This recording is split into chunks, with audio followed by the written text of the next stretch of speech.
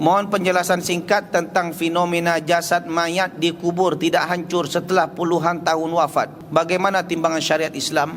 Orang yang ketika dikubur tapi jasadnya tak dimakan tanah, boleh jadi ia adalah orang saleh dan boleh jadi dia orang yang taleh. Yang hanya tahu siapa? Allah Subhanahu Wa Taala. Bukan mentang-mentang tubuh badannya tak dimakan tanah, lepas tu dia saleh. Fir'aun sampai sekarang kekal. Fal yauma nunajjika bi badanika litakuna liman khalfaka ayah wa inna katsiran minan nasi an ayatina laghafilun. Dalam surah apa? Surah Yunus. Betul? Ketika ia tenggelam, semua tenteranya mati, tenggelam, dimakan binatang-binatang laut, terbenam dalam laut, habis semua. Sementara Fir'aun dicampakkan jasadnya ke atas tanah. Lalu Allah katakan apa? Fal yauma, hari ini, nunajjika bi badanika, ku selamatkan tubuh badan kau.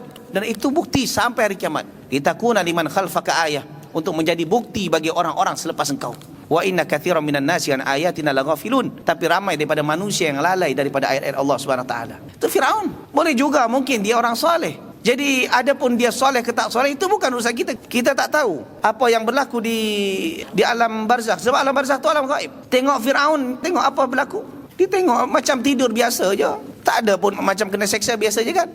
Jadi hanya Allah yang tahu. Okey. Allah Taala al-Bissawab.